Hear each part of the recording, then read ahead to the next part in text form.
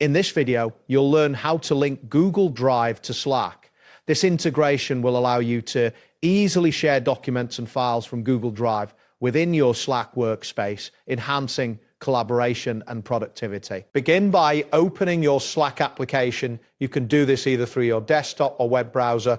Once you're in the Slack interface, navigate to the left-hand sidebar and find the option labeled New Message. Click on it to open a new messaging window. Next, look for the admin option in the sidebar.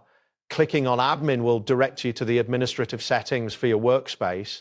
This area is crucial for managing integrations and applications. After accessing the admin settings, locate and click on Workspace Settings.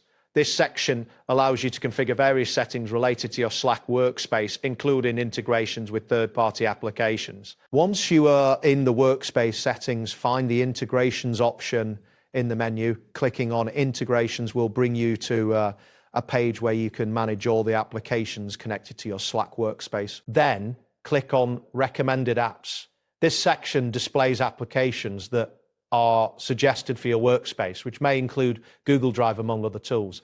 Look through the available options to find what you need. Now type Google Drive into the search bar. This action will filter the applications and display Google Drive as one of the recommended options. It is important to ensure you are selecting the correct application. After locating Google Drive, click on it to view more details.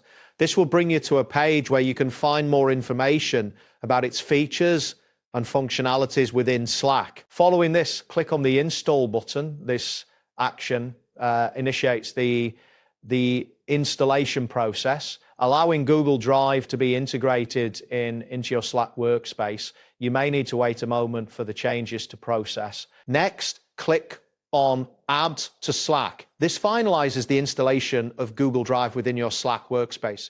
You will see a confirmation message indicating that the installation was successful. If you wish to try linking Google Drive to Slack yourself, I've placed the link in the description and pinned comment below.